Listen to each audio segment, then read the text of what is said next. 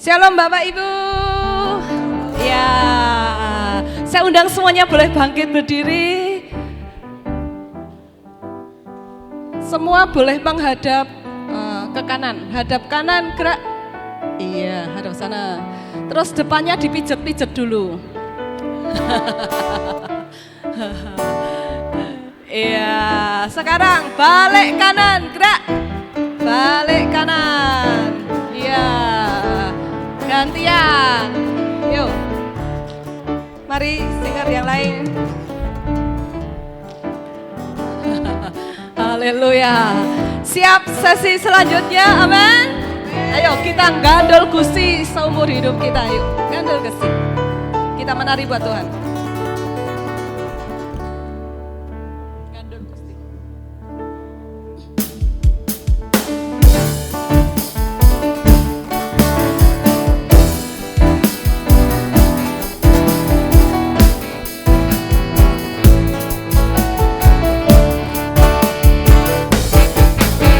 Gusti. Gandol Gusti, gandol Gusti.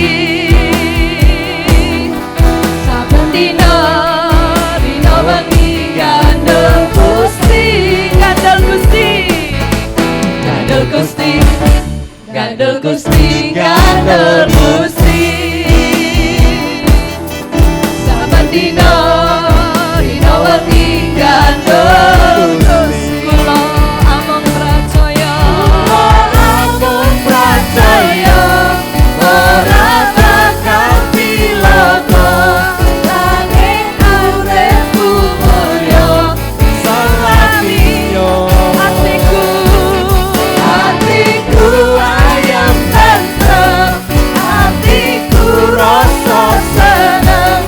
Saben dina kula nggih gandol Gusti, gandol Gusti, gandol Gusti. Gandol Gusti, gandol Gusti. Saben dina, dina wengi gandol Gusti. Gandol Gusti, gandol Gusti, gandol Gusti. Saben dina, dina wengi gandol Gusti.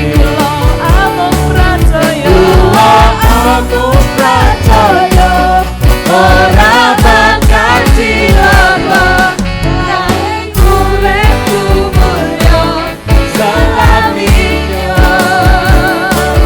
Hatiku ayam tentrem, hatiku rasa seneng.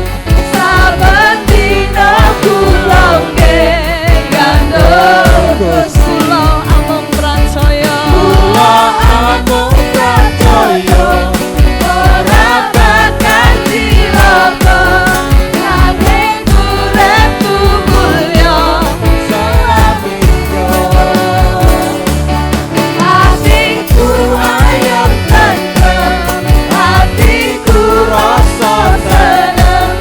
Saben dina kula nggih gandol Gusti.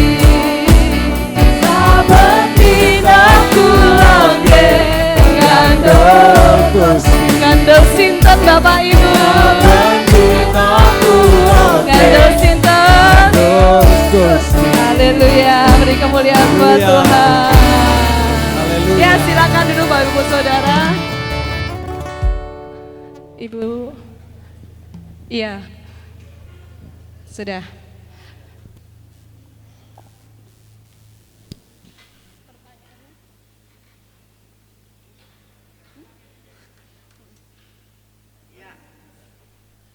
Yang mau bertanya silakan, nanti semampu saya akan menjawab.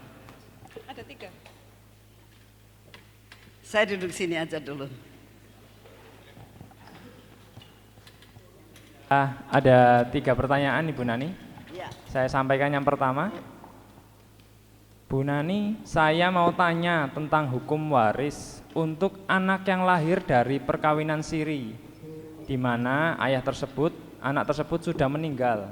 Pertanyaannya, secara hukum perdata, apakah anak yang lahir dari pernikahan siri itu punya hak waris? Pertanyaan kedua, kalau secara hukum Satu-satu. ya, Coba satu-satu. ya itu di satu orang. Ya, bukan. Ya, yang pertama ya.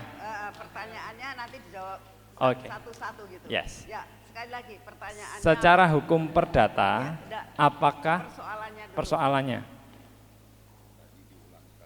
Bu Nani, saya mau tanya tentang hukum waris untuk anak yang lahir dari perkawinan siri, Ya.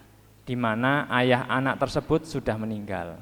Pertanyaannya, secara hukum perdata, apakah anak yang lahir dari pernikahan siri itu punya hak waris? Ya. Ya, begini ya, kalau namanya pernikahan siri itu persoalan ini adalah suatu persoalan yang harus dilihat dari ujungnya dulu ya. Apakah si bapak itu ya, apakah bapak itu sebelum dia menikah dengan menikah siri itu dia sudah punya istri atau belum? Itu harus dilihat dulu ya. Jadi kalau andai kata si bapak itu memang tidak menikah, jadi tidak menikah secara KUA atau tidak menikah catatan sipil ya, tapi dia itu memang cuma hidup bareng lah dapat dikatakan. Nah, kawin siri itu ada bermacam-macam ya. Ada yang namanya kawin siri itu memang tidak di KUA, tapi kadang-kadang itu cuma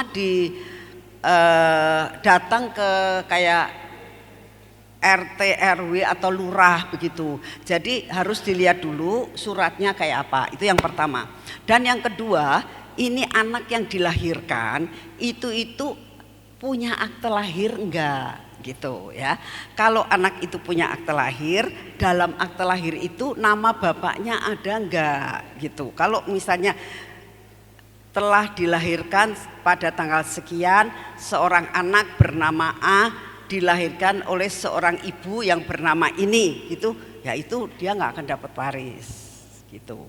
Tetapi kalau dan diakui oleh bapaknya bernama ini, berarti kan anak itu diakui. Nah, kalau anak itu diakui dan si bapak ini memang tidak pernah punya istri lagi, nggak pernah punya istri yang sah, dan dia tidak pernah punya anak lagi yang sah, ini anak bisa mendapatkan warisan dari bapaknya gitu.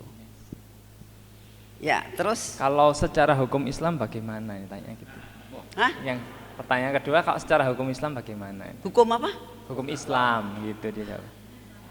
Secara hukum Islam dapat hak apa tidak gitu. Ya itu tetap ditanyain itu diakui sama bapaknya enggak. Oke, siap. Oke Bu Nani, ada lagi pertanyaannya. Selamat pagi Bu Pendeta Nani, perkenalkan saya pendeta siswa dari GKJ Kali Gesing yang saat ini ikut sesi Ibu. Terima kasih sharing pengalaman dan firman-Nya. Saya sangat senang berjumpa dengan Ibu sebagai notaris dan pendeta. Banyak hal yang sangat berguna bagi jemaat. Oh, itu bukan pertanyaan ya. Kurang jelas. Belum pertanyaan, belum. Ini juga udah ada pertanyaan ya ini. Ya. Maaf. Ini juga ada pertanyaan juga. Oke. Sebentar.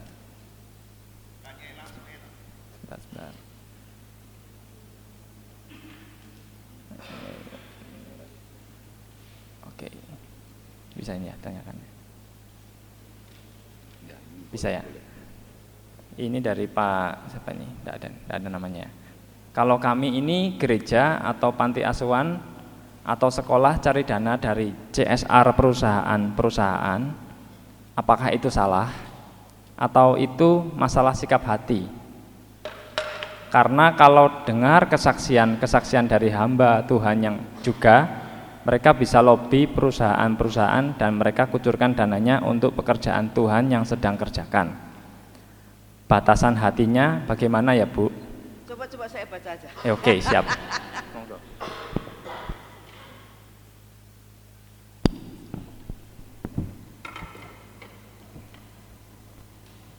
Yang mana kalau kami? Oh.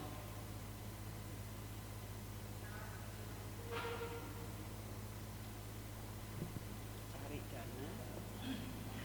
Kalau CSA itu apa ya artinya? CSA itu CSR. CSR itu singkatan dari apa? Dari perusahaan swasta, dana sosial. Oh, itu dana sosial, ya. Apakah itu salah atau itu masalah sikap hati? Oh, nggak masalah kalau kamunya itu misalnya mendapatkan, itu kan termasuk, mungkin bisa termasuk wakaf ya, bisa termasuk suatu persembahan, bisa termasuk sesuatu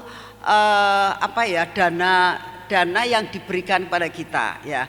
Jadi kalau kita mendapatkan dana-dana seperti itu nggak salah, itu nggak salah.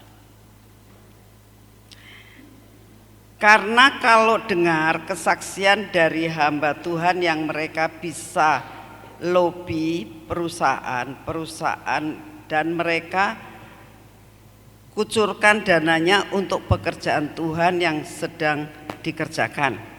Batasan hatinya bagaimana ya Bu?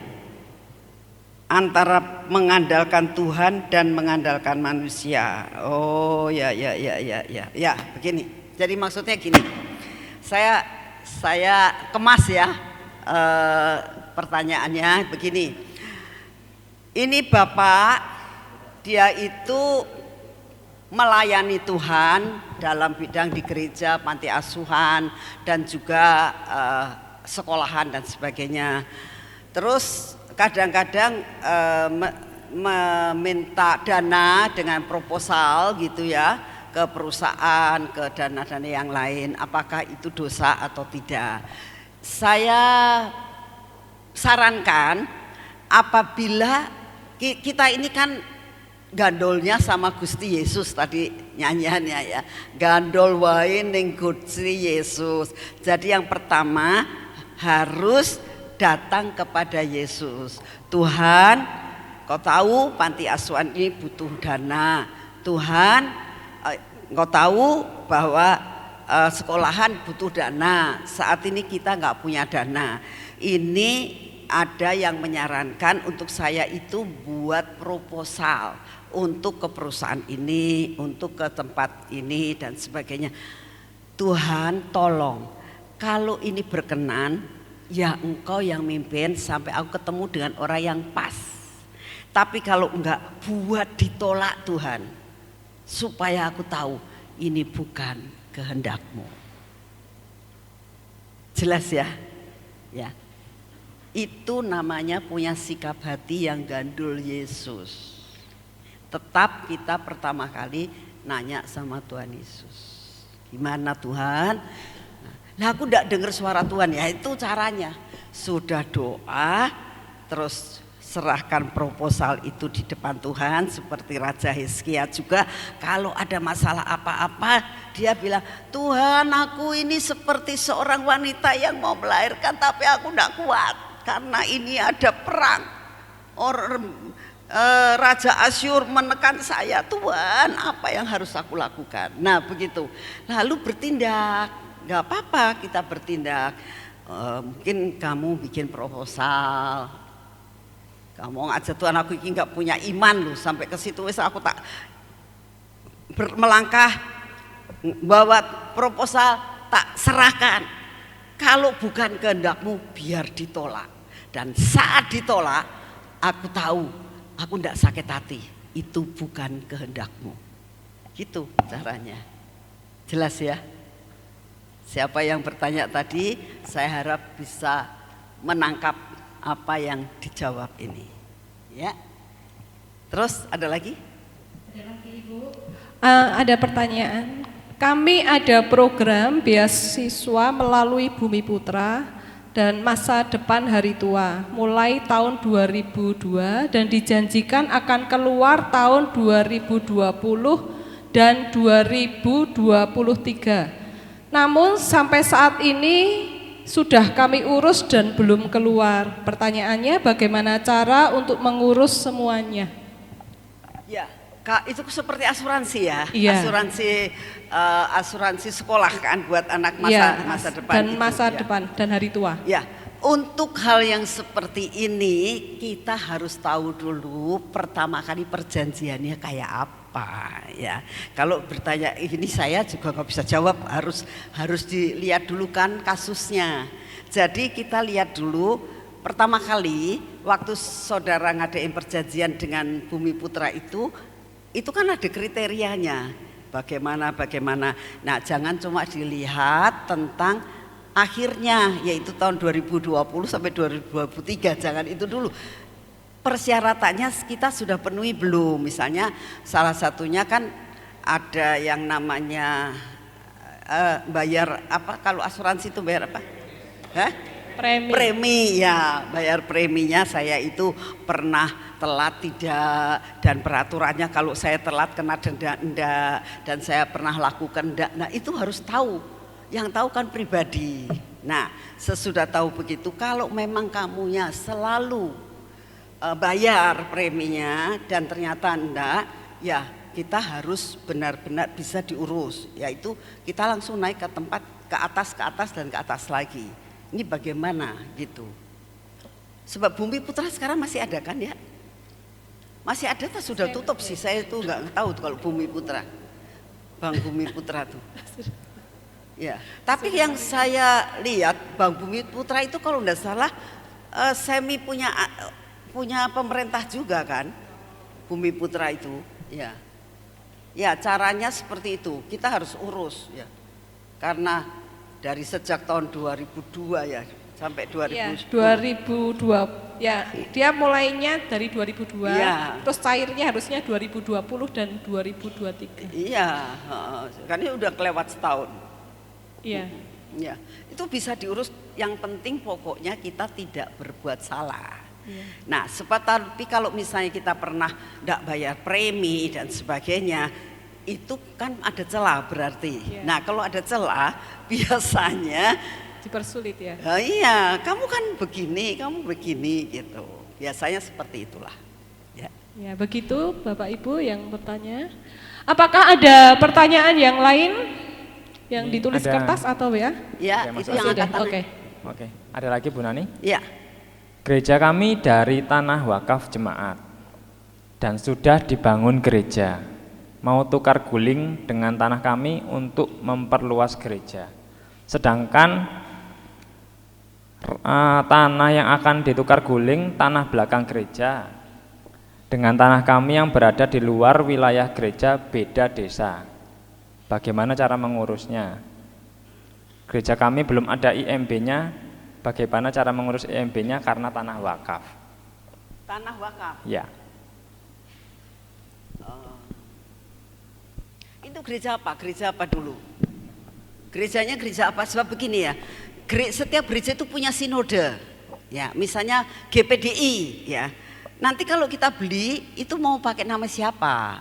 Nama pendetanya atau nama sinodenya gitu. Jadi harus tahu dulu gereja ini berdiri sendiri atau GPDI atau Bu. GPDI. Nah, biasanya GPDI itu akan ada sinodenya, peraturannya bagaimana? Apa atas nama GPDI atau atas nama pribadi dari hamba Tuhannya gitu. Sebab itu nanti jadi masalah kalau gitu tuh. Nanti mikirin, saya beli pakai uang saya ya.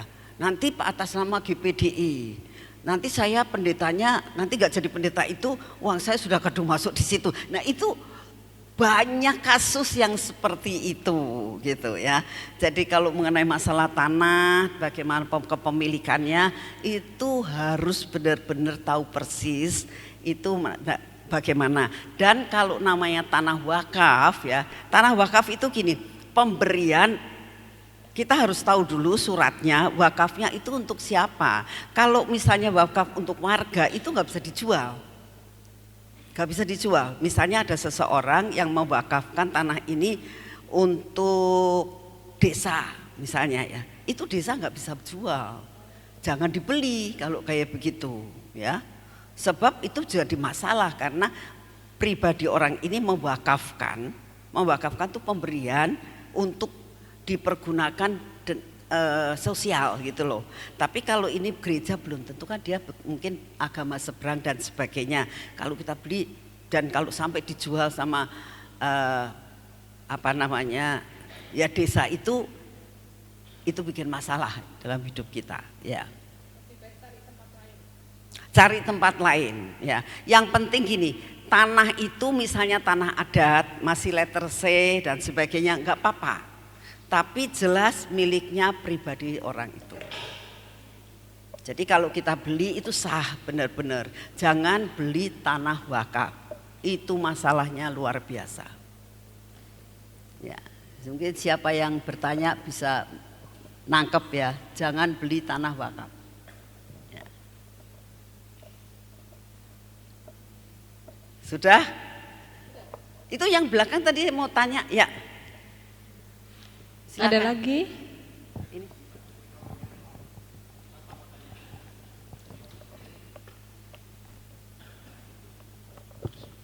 Terima kasih Bu, saya ingin tanya hal yang simpel aja yang bisa dipraktekkan ya. Saya tadi waktu Ibu memperkenalkan diri dan mengatakan usianya 80 itu saya rasanya kok apa iya gitu ya. Karena Gimana?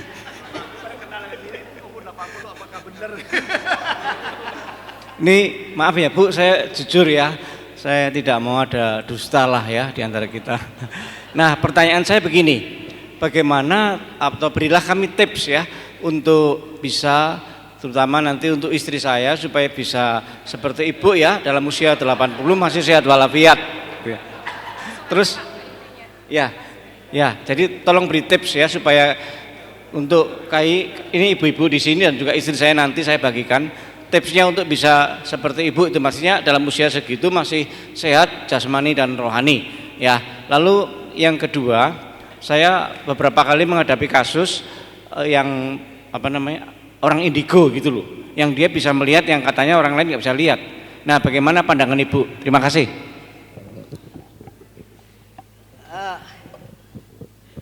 Yang pertama caranya hanya dekat Allah saja aku tenang. Ya. Di mana ada ketenangan, di situ ada damai sejahtera. Di mana ada damai sejahtera, di situ ada sukacita. Di mana ada sukacita akan umur panjang. Ya. Hidup selalu bersukacita. Ya. Mendekatkan diri sama Tuhan, gak ada cara lain. Ya, gak ada cara lain. Dekatkan diri sama Tuhan supaya radiasi ilahi masuk dalam hidup kita. Nanti muka kita bisa berseri-seri. Karena siapa? Karena Tuhan yang memancarkan sukacita itu dalam hidup kita. Kalau tanya, Ibu Nani punya masalah enggak? Segunung. Ya. Tapi saya belajar untuk menyerahkan semuanya kepada Tuhan. Ruwet enggak? Ruwet. Tapi saya nggak mau hidup dalam keruwetan. Ya sudah dijalani hari demi hari. Firman Tuhan mengatakan sehari untuk kesusahan sehari. Besok ada susah lagi, ya itu pikirkan besok lah, ya kan? Nah sekarang kita hidup itu harus sehat. Bagaimana hidup sehat? Hidup itu harus bijaksana. Ya. Jangan kita itu tidak bijaksana dalam hal makan, ya, dalam hal kesehatan, ya. Harus benar-benar bijaksana. Artinya yang pertama hati harus benar-benar dekat sama Tuhan. Ya. Yang kedua makan secukupnya. Ya. Jadi tidak boleh makan berlebihan. Ya. Makan secukupnya. Ya. Sudah. Jadi jangan.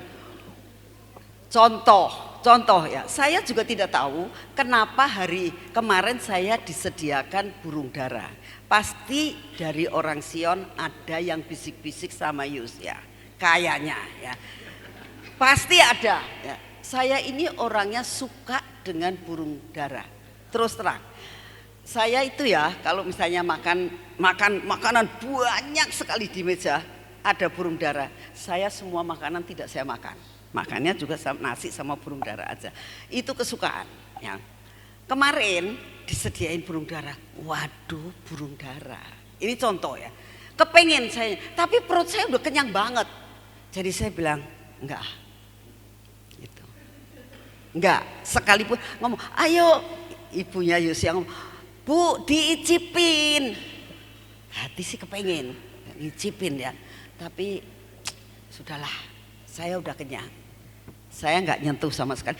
Tapi saya berusaha, saya tidak mau mendekati. Saya tahu di meja sana, saya tetap duduk madep sana. Sebab kalau saya nengok dan saya jalan, ini pencobaan. Ya, pasti setidak-tidaknya saya akan ngicipin. Saya tidak mau. Ya, karena perut saya sudah kenyang. Jadi saya tetap madep sana. Bu, ada burung dara, ngicipin. Ya, nanti aja. Tapi waktu ditanya, mau dibawa? Mau. Karena saya suka, saya mau. Saya pikir, siapa tahu nanti malam saya makan. Nanti malamnya tak cari nggak ada. Kok nggak ada ya? Burung dara itu dibawa siapa ya tadi malam? Tapi saya kan malu ya, namanya tamu masa nanya-nanya gitu. Burung dara kemarin sudah dibawain nggak? Saya diam aja. Saya bilang, Tuhan saya tuh pengen burung dara loh. Sampai bilang gitu. Katanya dibawain tapi nggak ada tadi malam, nggak ada. Pagi-pagi. Bu Nani, ada burung dara tuh di depan sama nasi. Puji Tuhan. Jadi tadi pagi saya makan burung dara gitu. Nah ini contoh. Jadi harus ada roh penguasaan diri. Saya itu suka duren. Nah, sekali waktu saya makan duren terlalu banyak karena ya namanya suka ya. Akhirnya perut saya sakit. Saya bilang, Tuhan kok perut saya sakit? Kamu harus puasa 1 tahun. Saya 1 tahun gak boleh makan durian, saudara. Ya tak jalani. Nah suatu saat kita pergi ke Penang. Jalan-jalan ke Penang sekalian cek, general check up buat saya. Di sana kan duriannya enak-enak ya. Nah terus anak saya, mesti beli durian. Ya sudah gak apa-apa kamu beli durian. Makan durian. Ya saya di situ durian. Aduh durian ya. Itu tuh anak-anak saya tuh yang ikut, makan durian. Gak lagi puasa. Saya tetap belajar untuk taat. Gak makan sampai setahun. Nah itu kedisiplinan ya. Dalam hal makanan, dalam hal segala sesuatu ya. Itu yang saya lakukan. Terus saya, olahraganya apa Bu? Pujian penyembahan. Tangan diangkat sama dengan muji Tuhan. Ya, nggak ada. Saya dari dulu tidak suka olahraga, sampai sekarang pun tidak suka olahraga. Olahraganya yaitu di gereja, nyembah Tuhan. Ya, kenapa sampai sekarang saya bisa berlutut? Ya karena suka berlutut. Ya. Dengkulnya nggak apa-apa Bu, tidak apa-apa. Itu anugerah Tuhan. Jadi belajarlah, belajar dan belajar. Ya. Terus selalu katakan Tuhan biarlah kemuliaan-Mu ada dalam hidupku. Jadi kalau muka ada kemuliaan Tuhan itu kayak berseri-seri, betul enggak? Belajar untuk memberikan yang terbaik buat Tuhan, menjadi saksi yang luar biasa. Ya itu rahasianya begitu Pak. Nanti kasih tahu istrinya aja Pak. Yang kedua apa tadi? Tentang penglihatan. Indigo. Indigo, ya. Betul ya? Gimana? Pandangan Ibu tentang indigo, tentang anak indigo. Tanya tentang indigo. Ya. Indigo berbeda dengan penglihatan. Kalau indigo itu adalah biasanya suka dari keturunan Pak. Ya, kalau neneknya banyak itu bisa ngeliat apa-apa, itu anaknya biasa, cucunya kadang cicitnya bisa juga. Itu keturunan. Kalau penglihatan itu pure dari Tuhan. Nah kalau ditanya apakah orang indigo bisa dipakai Tuhan? Sangat bisa. Karena dia itu punya indera keenam yang sudah terbuka. Tetapi kalau penglihatan itu adalah sesuatu hal, kalau pas dia mendapatkan sesuatu Tuhan buka gitu. Tuhan kasih penglihatan bla bla bla bla itu. Tapi dia tidak indigo. Ya, tapi kalau namanya indigo itu memang sudah dari sononya punya keturunan. Nah kalau ditanya indigo itu dari setan atau dari Tuhan? Bisa dari setan, bisa dari turunan, ya, bisa dari memangnya suka kadang-kadang gini, seperti Pak Dautoni. Ya. Pak Dautoni itu dapat titisan dari neneknya, ya, sampai dia juga indigo. Jadi orang tuh agak ya indigo lah saya katakan. Nah. Sesudah itu dia kan dapat macam-macam, bisa lihat masa depan bla bla bla. Nah sesudah dia jadi anak Tuhan, dia bilang hilang itu semuanya.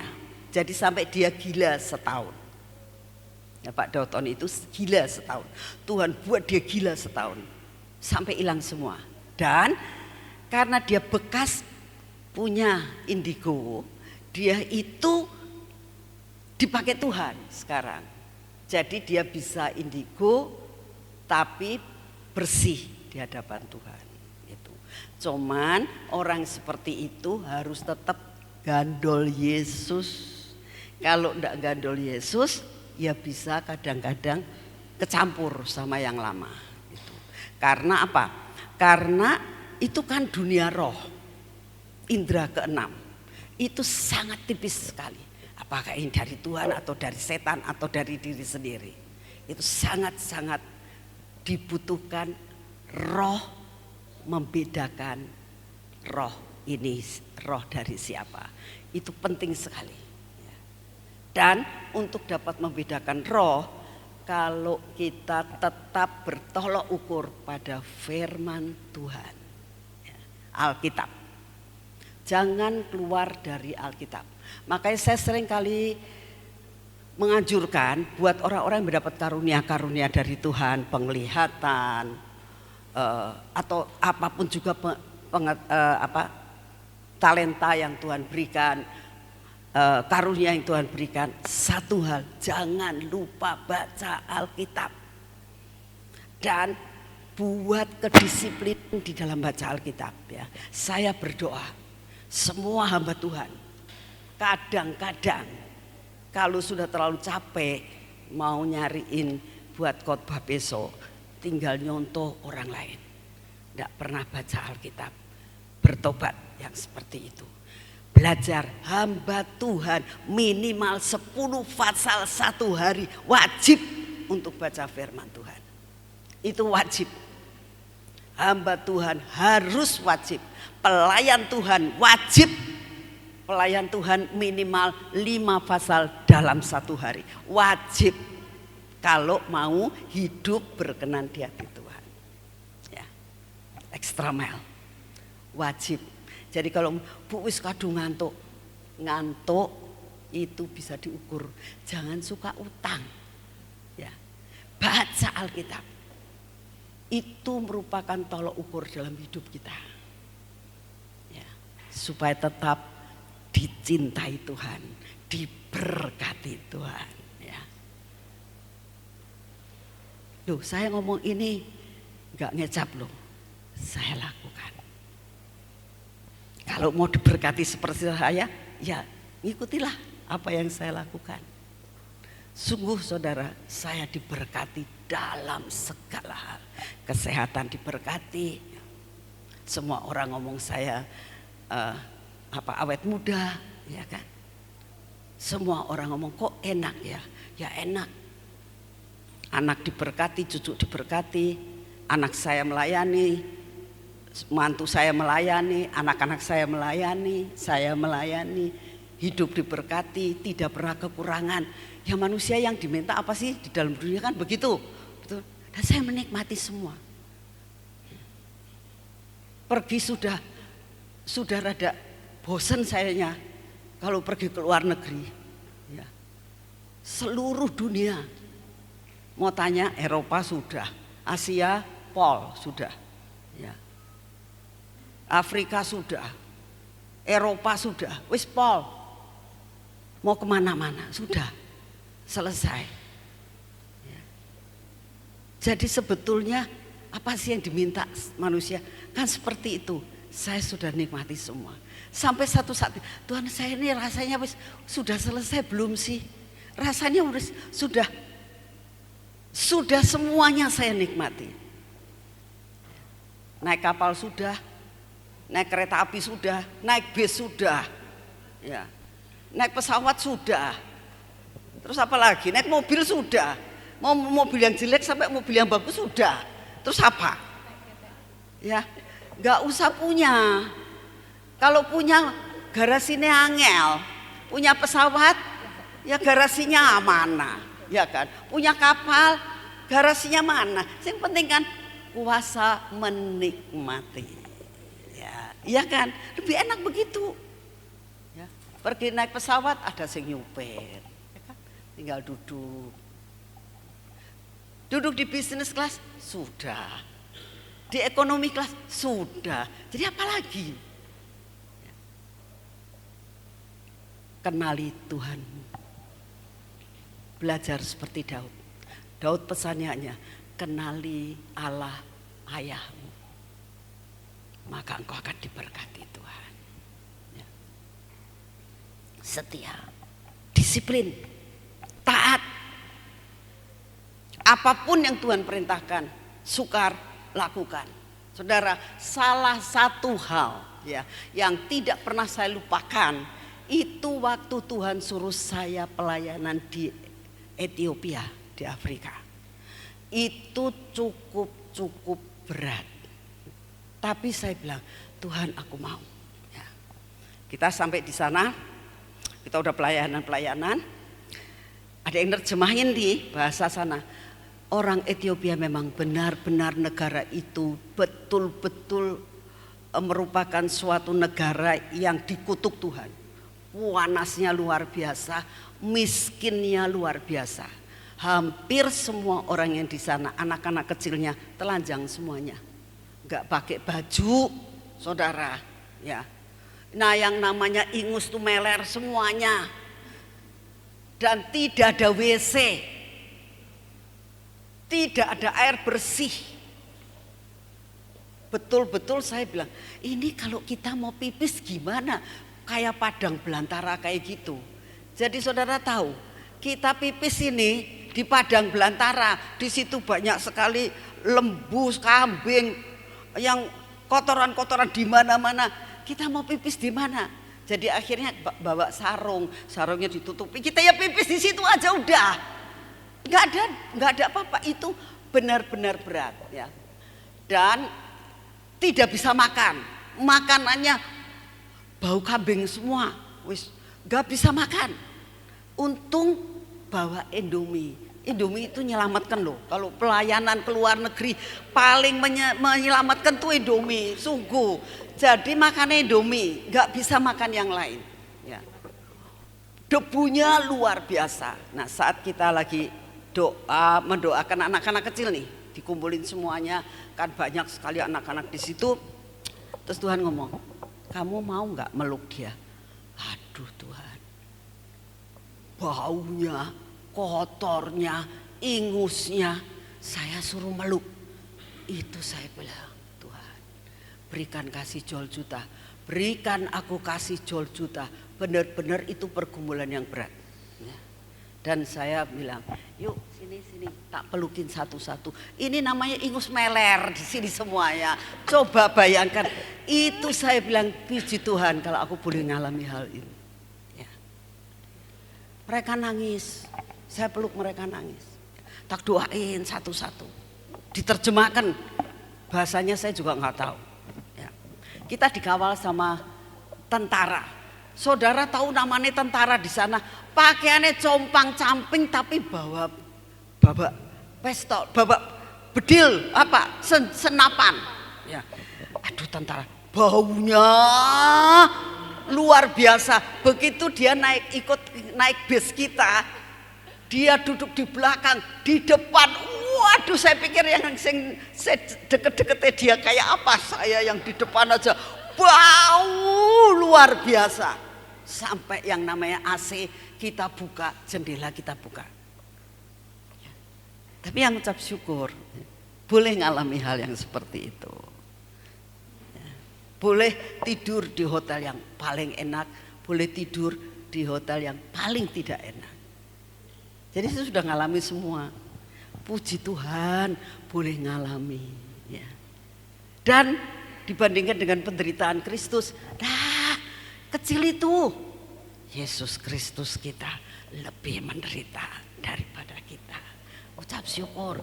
Jadi kalau lagi ngalami kesusahan, Tuhan terima kasih.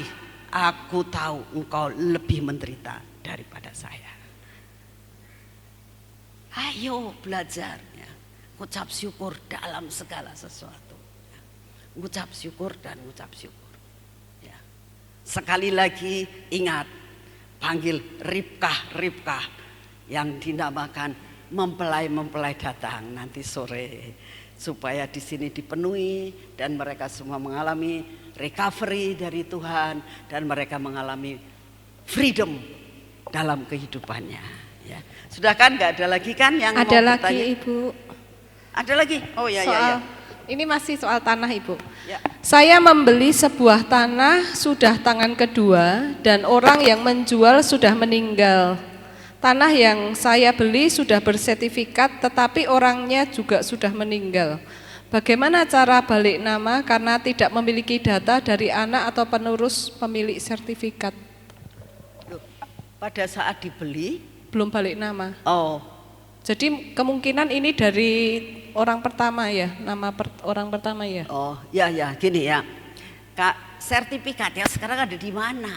Kalau sertifikatnya ada di kamu sudah beli tapi pada saat itu belum ke PPAT ya.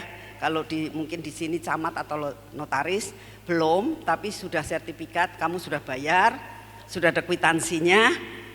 Tapinya sertifikatnya udah dikasihkan kamu, tapi belum sempat balik nama. Nama di dalam sertifikat itu mati. Cara satu-satunya harus cari ahli warisnya. Jadi nggak ada cara lain. Itu nggak bisa langsung kamu balik nama, nggak bisa. Jadi harus cari anaknya. Terus ditanya, dia harus bikin surat keterangan waris. Ya, sampai dia tahu anaknya si A yang ada di sertifikat itu anaknya ada berapa, itu bisa tahu di desa atau kecamatan biasanya ada tahu. Nah dari situ baru bisa seluruh ahli waris yang tanda tangan baru bisa dibalik nama. Kalau tidak bisa jalan lain. Karena kalau namanya sertifikat itu ada sejarahnya. Dan di BPN itu ada si A dijual sama si B sudah tanda tangan, jual beli tanggal berapa, si B dijual sama si C jual sama, itu ada urutannya di BPN. Jadi nggak bisa loncat. Makanya sertifikat itu sebetulnya adalah hak satu-satunya bagi orang yang memilikinya. Gitu. Ya. Ada lagi Bu. Cucunya. Jadi kalau si A punya anak 3, ini ada yang meninggal, ada yang tidak, ada yang meninggal. Ini cucu-cucunya ini semuanya. Nah, cucu-cucunya ini sudah ada yang meninggal, cucunya lagi. Pokoknya garis keturunan darah. Gitu. Yang harus. Itu rada ruwet. Karena kadang-kadang anaknya itu tidak kawin kantor. Nah, anaknya ternyata tidak ada akte lahirnya. Itu ruwet. Makanya saya anjurkan kalau jual beli cepat dibalik nama supaya nggak ngalami masalah. Gitu. Nah sekarang ini kan suka tidak mau balik nama karena apa? BPHTB-nya mahal. Itu pajaknya, yang namanya BPHTB itu pajak.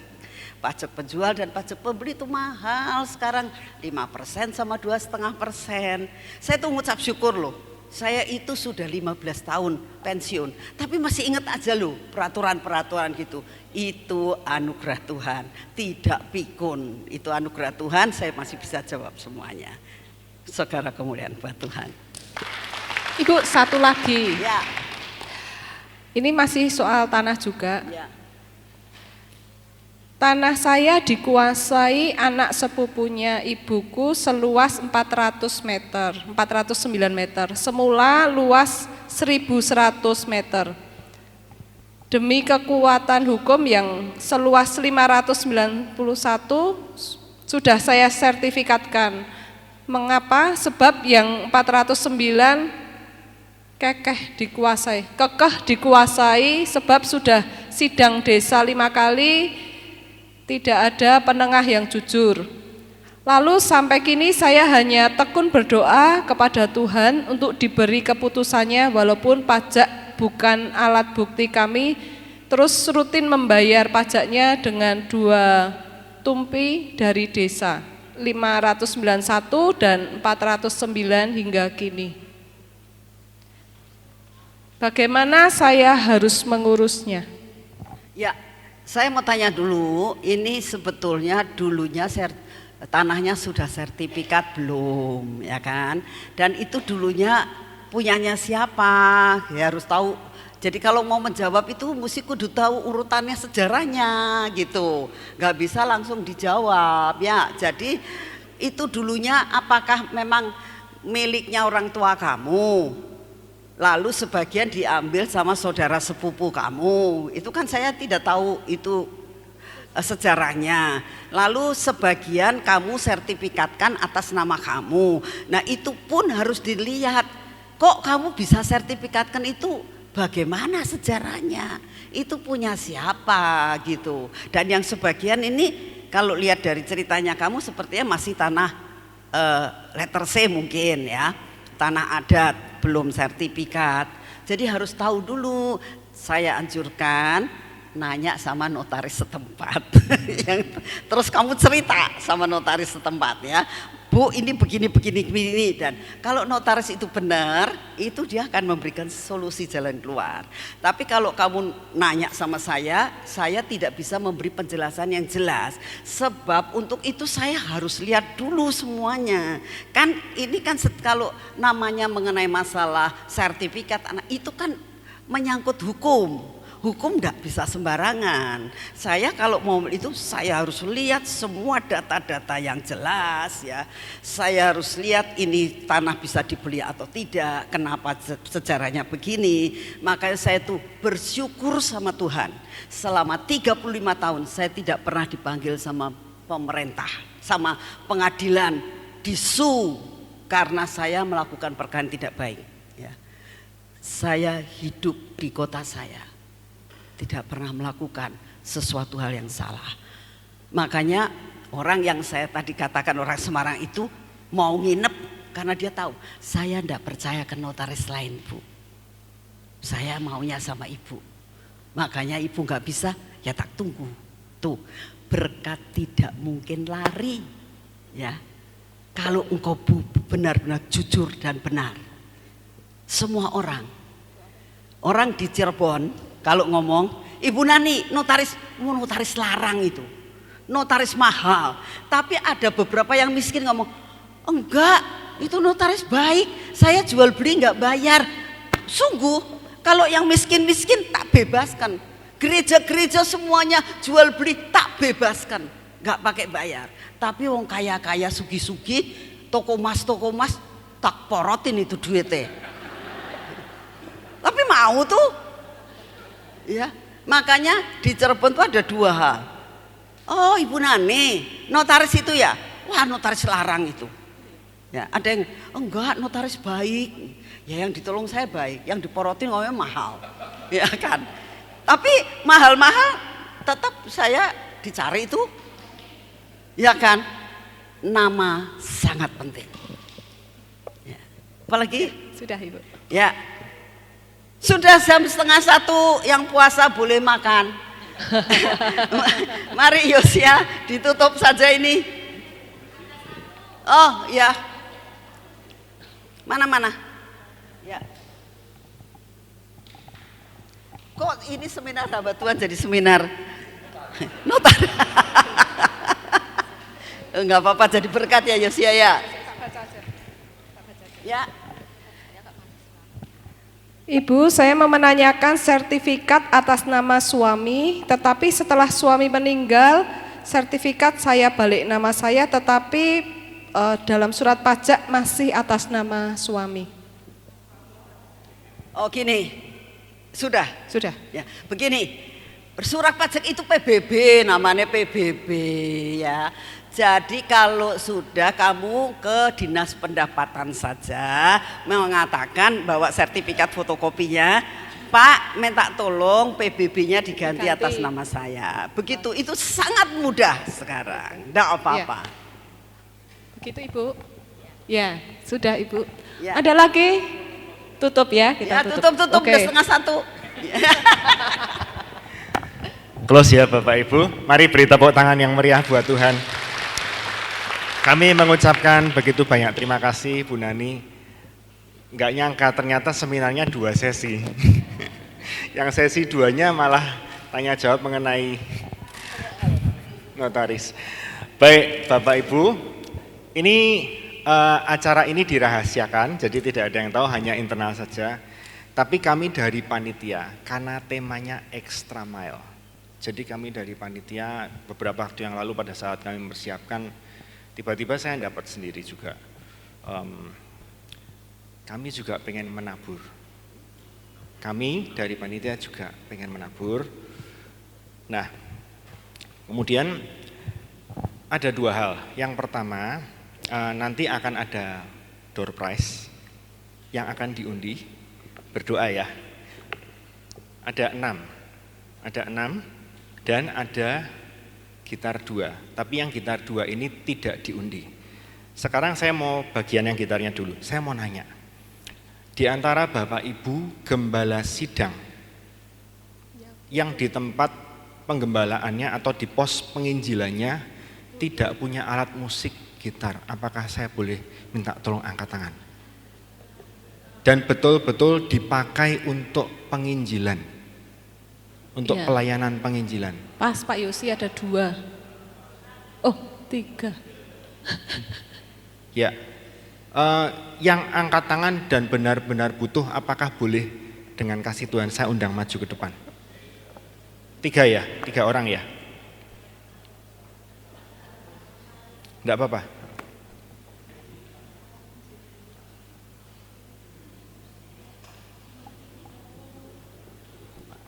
Mari Pak. Gitar. Ya. Boleh tolong perkenalkan diri Pak, Bapak dari siapa? Dari Pak siapa? Dari terima kasih waktu yang diberikan kesempatan pada siang hari ini. Nama saya Mugito, saya bukan pendeta tapi saya pengurus gereja majelis dan pelayanan kami di GPD IL Gibor Jogja, dan ada pelayanan di anak cabang di Taman Sari. Di situ banyak anak-anak Tuhan yang sudah sepuh-sepuh yang harus kami pelayani, dan kami sangat tidak ada untuk alat musik khususnya gitar. Dan dulu juga ada gitar, tapi karena Tuhan mengizinkan pulang dari pelayanan harus jatuh dari motor dan rusak, dan sampai sekarang tidak ada gitar. Dan kami bisa pelayanan hanya ada pinjaman dari jemaat. Terima kasih dari saya.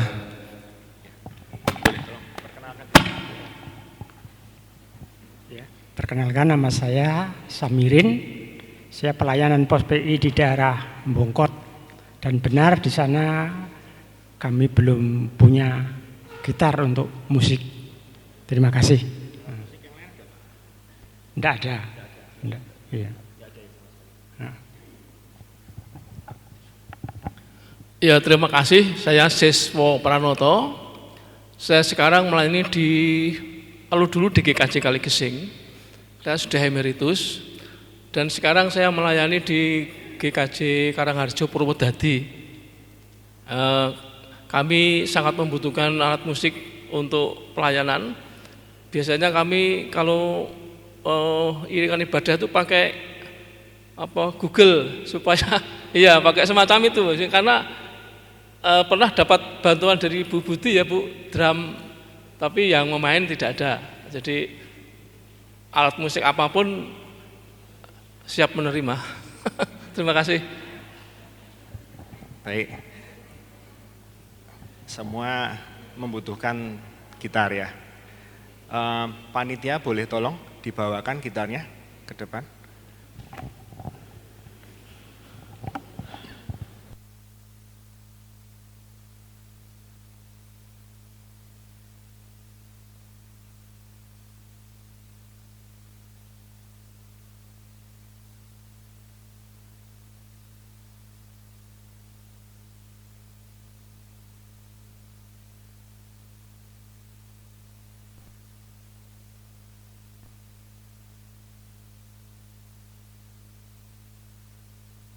Sebentar. Ya.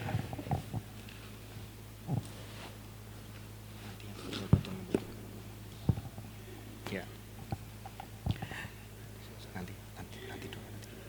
Baik. Pak, ini tersedia 2 gitar.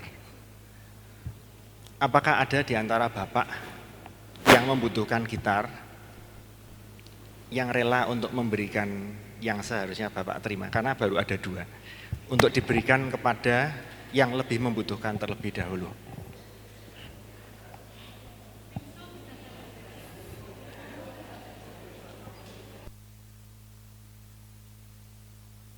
Ada 2.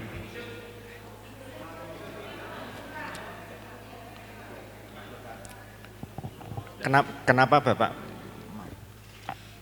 Mungkin ada yang lebih menguntungkan karena dari cerita Bapak tadi, karena lewat pakai Google ya, kami mungkin masih ada anak Tuhan yang jemaat mahasiswa yang bisa dipinjam gitarnya. Itu mungkin ya kalau pas dia nggak dipakai, ya kalau pas dipakai ya kita mungkin hanya pakai seadanya, yang penting bisa untuk pelayanan itu. Ya. Baik. Panitia, Bu Rebeka, bisa tolong dicatat. Ini Pak siapa namanya Pak? Mugito. Pak Mugito, baik. Nanti Bapak juga kami susulkan ya, untuk kita tetap mendapatkan, tapi yang 2 ini diberikan kepada Pak Mugito. Baik, apakah boleh tolong dibantu?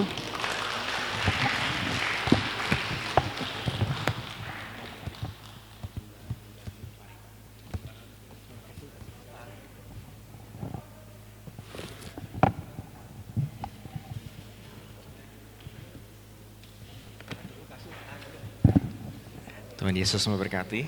Ya. Ya, difoto dulu. Ya. Ditaruh bawah aja, difoto dulu. Ya.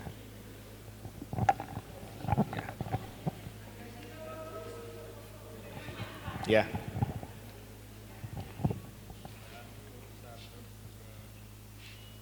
Pak, sekalian Pak dengan Pak. Ya.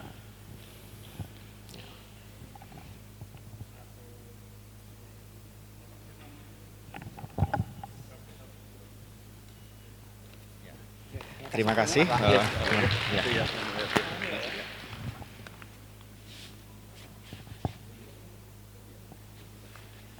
Baik, sekarang tiba waktunya di door prize undian. Ini ekstra mile lagi Bapak Ibu, karena sebenarnya panitia itu menyediakan hanya 4. Tiba-tiba saya diberitahu ada yang menambah 2 lagi. Nah, tapi khusus ini hanya untuk gembala sidang, karena ini betul-betul untuk mendukung pelayanan. Bu Rebeka, boleh tolong? Karena waktu langsung aja diambil. 6. Bu Nani mau ambil?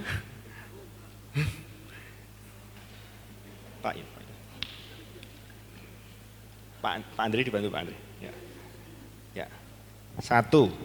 Yang dipanggil, yang tertera boleh tolong langsung maju ke depan. Yang pertama, Bapak Pendeta Jemingan, silahkan maju ke depan.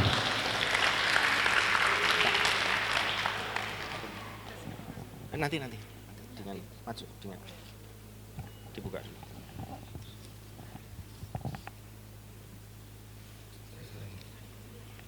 Pak Pendeta Agus Sunarto.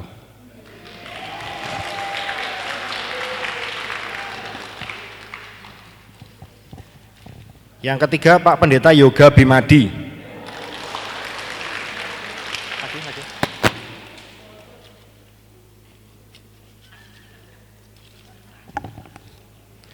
Pak Usman, Pak Pendeta Usman.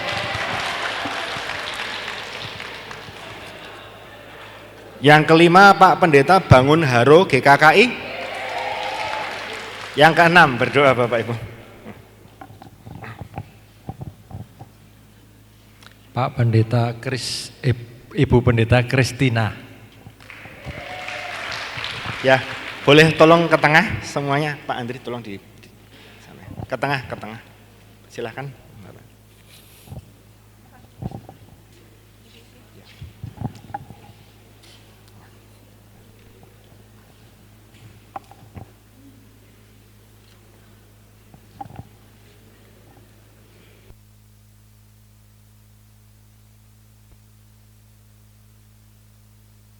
Ini bisa menjadi berkat buat pelayanan Pak. Semoga ini bisa jadi berkat, membantu pelayanan Bapak Ibu semua. Tetap semangat.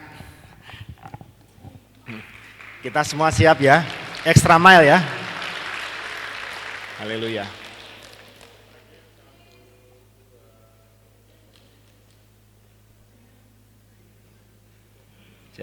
Ya bisa kemana. Terima kasih. Kita naikkan satu lagu.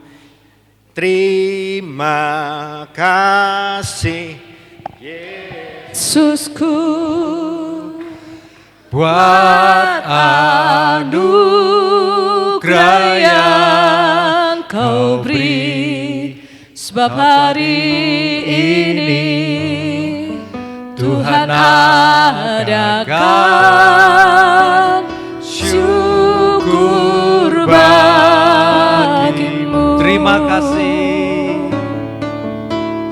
Terima kasih Yesusku buat anugerah yang Kau beri, sebab hari ini Tuhan adakan syukur bagimu.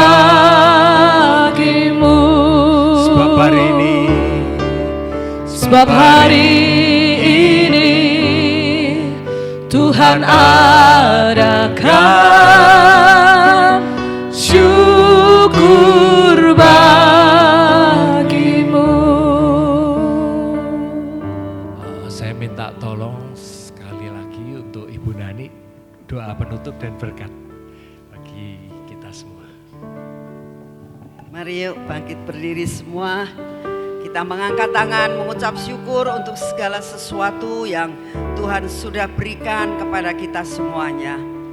Bapak, sebelum kami menutup acara ini, kami mau datang di hadapan-Mu. Kami mau bersahati dan berdoa buat sebentar sore Tuhan. Kami minta Engkau kirimkan Tuhan mempelai-mempelai-Mu untuk datang di tempat ini, untuk dituai Tuhan. Amin. Untuk dituai Tuhan. Yes, Tuhan. Ada recovery Tuhan atas mereka. Amin. Dan ada suatu breakthrough atas mereka. Amin. Sehingga mereka mengalami suatu kebebasan dan kelepasan. Terima kasih untuk kasih setiamu. Kami percaya Tuhan Kau akan hadir di tengah-tengah kami sebentar sore. Kami percaya Tuhan Kau memberkati semua pelayanan pada hari ini. Bapak, sekarang kami semuanya, hamba-hambamu, pelayan-pelayanmu, mau meninggalkan tempat ini dan kembali ke tempat kami masing-masing. Anugerah-Mu besar buat kami. Amin. Engkau sudah menyediakan berkat yang luar biasa buat kami. Engkau beri kekuatan kepada kami untuk extra mile, untuk melakukan double porsi Tuhan. Yes, Tuhan. Di Yes. dalam nama Tuhan Yesus. Berkat, anugerah, kasih setia Tuhan meliputi kami semua. Semua dalam perjalanan kami ada dalam perlindungan Tuhan. Di dalam nama Tuhan Yesus kita katakan sama-sama. Amin. Tuhan memberkati saudara semuanya. Ya, Tuhan Yesus berkati.